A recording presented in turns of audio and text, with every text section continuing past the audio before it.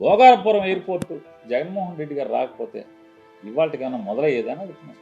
జగన్మోహన్ రెడ్డి గారు 2019లో వచ్చిన తర్వాత ఈ తప్పుడు ఆలోచనలన్నీ కూడా చాప చుట్టి దూరంగా ఒక్క తన్నుదని 2200 ఎకరాలు చాలు ఎయిర్పోర్ట్ నిర్మాణానికి, 5500 ఎకర్లా 15,000 ఎకర్లా అని చెప్పి ప్రజల్ని ఒప్పించి 2200 ఎకరాలు భూసేకరణ పూర్తి చేసి, భూసేకరణ పూర్తి చేయడమే కాకుండా ఎక్కడైతే నిర్వాసితులు దాంట్లో తొలగించబడుతున్నారో ఆ తొలగించబడేటువంటి నిర్వాసితుల యొక్క R&R ప్యాకేజీని చెల్లించి వారికి సంపూర్ణంగా వేరే చోట ఇళ్ల నిర్మాణం పూర్తి చేసిన తర్వాత, కాలనీ నిర్మాణం పూర్తి చేసిన తర్వాత మాత్రమే 2023వ సంవత్సరం జగన్ గారు శంకుస్థాపన చేశారు.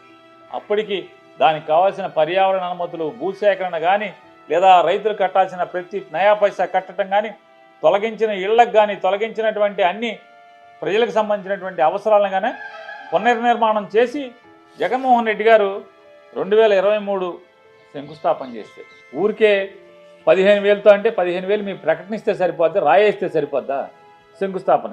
అంటే మీరు చెప్పేది ఏంటి? మీరు ఎప్పుడు గెలిచారు? 2024 జూలైలో.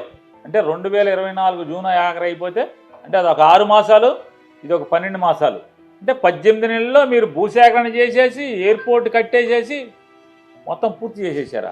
R&R ప్యాకేజీ నిర్మాణం చేసి 18 మాసాల్లో. అరే ప్రజలు అన్నీ ఆలోచిస్తారే, 18 మాసాల్లో మనం పోర్టు కట్టడం సాధ్యం అవుద్దా ఎయిర్పోర్ట్ అనేది?